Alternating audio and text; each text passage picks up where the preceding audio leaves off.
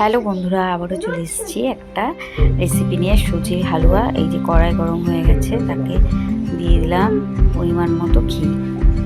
এইবার দিয়ে দেবো সুজি। আমরা গণেশ সুজিটা খেতে খুবই ভালোবাসি এবং গণেশ সুজিটা খুবই ফ্রেশ এবং সুস্বাদু।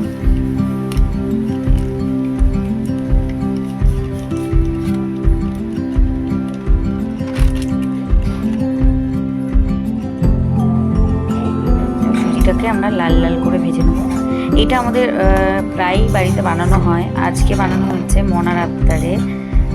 হঠাৎই বললো, মা আমাকে একটু সুজি বানিয়ে দাও, তাই একটু সুজি বানিয়ে দিচ্ছি।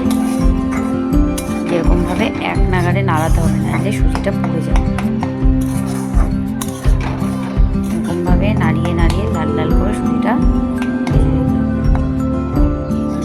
একভাবে নাড়াতে হবে।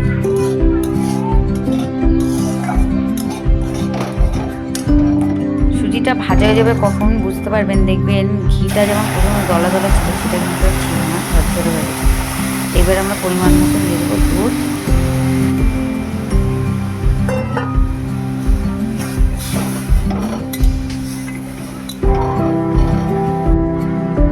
এবার স্বাদ মতো নুন আর চিনি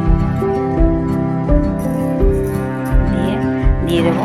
আপনারা চাইলে আপনাদের পছন্দ মতো ড্রাই ফ্রুটস দিতেই পারেন। মনা ড্রাই ফ্রুটস পছন্দ করে না বলে আমি আর দিইনি এর ভিতরে। মতো চিনি দিয়ে দিলাম।